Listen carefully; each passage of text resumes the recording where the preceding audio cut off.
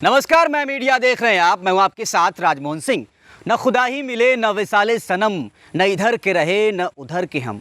ये शेर बिहार में चुनावी फिजाओं के दौरान मोदी के हनुमान बनकर घूम रहे चिराग पासवान पर आज सटीक बैठ रहा है। लगातार बदलती हुई संभावनाओं का खेल राजनीति, जहां कोई भी दोस्ती या दुश्मनी स्थायी नहीं होती, जहां खून के रिश्ते को भी सियासी नफा नुकसान की कसौटी से होकर गुजरना पड़ता है। इसी खेल में चिराग पासवान के साथ खेला हो गया है।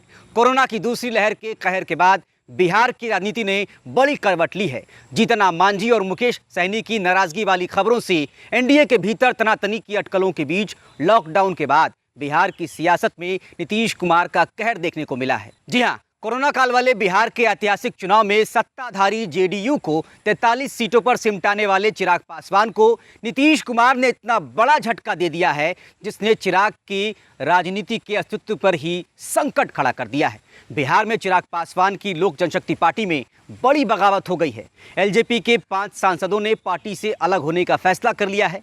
एलजेपी के 6 में से 5 लोकसभा सांसदों ने हाजीपुर लोकसभा क्षेत्र से सांसद और उनके चाचा पशुपति पारस को संसदीय दल का नेता चुन लिया है। पशुपति पारस का चिराग पासवान को हटाकर नेता चुना जाना बिहार की राजनीति के लिहाज से बड़ी घटना है। चिराग को अकेला छोड़ने पर चाचा पशुपति पारस ने चुप्पी तोड़ते हुए कहा है कि हम तीनों भाइयों में बहुत बनती थी, लेकिन रामविलास के निधन के बाद मैं अकेला महसूस कर रहा हूं। उन्होंने कहा कि हमने पार्टी तोड़ी नहीं बल्कि बचाई है। पारस ने कहा कि चिराग पासवान के रहने से मुझे कोई परेशानी नहीं है।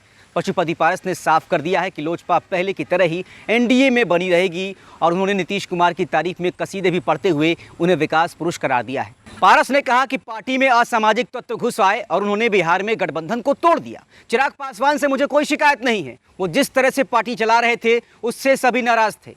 राजनीति के मौसम वैज्ञानिक माने जाने वाले रामविलास पासवान जब तक पार्टी के अध्यक्ष रहे तब तक वो अपने साथ सबको साधने में सफल रहे थे। हालांकि पार्टी में टूट की खबरें तब भी हावी होती रही थी, लेकिन उनके निधन के बाद लोजपा में टूट का नया अध्याय लिखना शुरू हो गया था, जिसकी पटकथा बिहार विधानसभा चुनाव में ही लिखी जा चुकी थी। चिराग का बिहार विधानसभा चुनाव में अकेले सभी सीटों पर लड़ने का दांव उल्टा पड़ गया। एनडीए से निकलकर जेडीयू और खासकर नीतीश कुमार को पर्सनली टारगेट पर लेना चिराग को इतना भारी पड़ेगा, उन्होंने शायद सोचा नहीं होगा। आपको बता दें कि लोजपा में इस बड़ी टूट की सबसे बड़ी वजह नीतीश के सबसे भरोसेमंद सिपाही सांसद ललन सिंह को माना जा रहा है, जिनके साथ पशुपति पारस की मुलाकात के बाद ही इस पूरे खेला को अमली जामा पहनाया गया है। बिहार विधानसभा चुनाव में अपनी तमाम ऊर्जा लगाने के बाद भी चिराग पासवान को आशातीत सफलता नहीं मिल सकी थी। तब उन्होंने सूबे की 143 सीटों पर अपने उम्मीदवारों का उतारा था, लेकिन सफलता भी मिली तो केवल 1 सीट पर। तब मटिहानी से लोजपा के टिकट पर राजकुमार सिंह को जीत मिली थी। हालांकि चिराग राजकुमार को अपने साथ रखने में सफल नहीं हो पाए थे और बाद में वो जेडीयू में शामिल हो गए थे। अप्रैल महीने में जब ये हुआ था तो कहा जाने लगा कि जदयू ने लोजपा को निपटा दिया है। बिहार विधानसभा अध्यक्ष ने लोजपा विधायक दल के जेडीयू में विलय को मान्यता दे दी। बताया गया कि बेगूसराय के मटिहानी विधानसभा से लोजपा के टिकट पर जीत कर आए विधानसभा पर पहुंचे राजकुमार सिंह काफ़ी दिनों से जेडीयू के संपर्क में थे। उन्होंने कई बार सरकार का खुलकर समर्थन भी किया था। फिर अप्रैल में उन्होंने विधिवत लोजपा छोड़कर जेडीयू का दामन थाम लिया। इसके पहले फरवरी में लोजपा की इकलौती एमएलसी नूतन सिंह बीजेपी में शामिल हो गई थी। उनके बीजेपी में शामिल होने के साथ ही बिहार विधान परिषद में चिराग पासवान की पार्टी लोजपा के सदस्यों की संख्या 0 हो गई।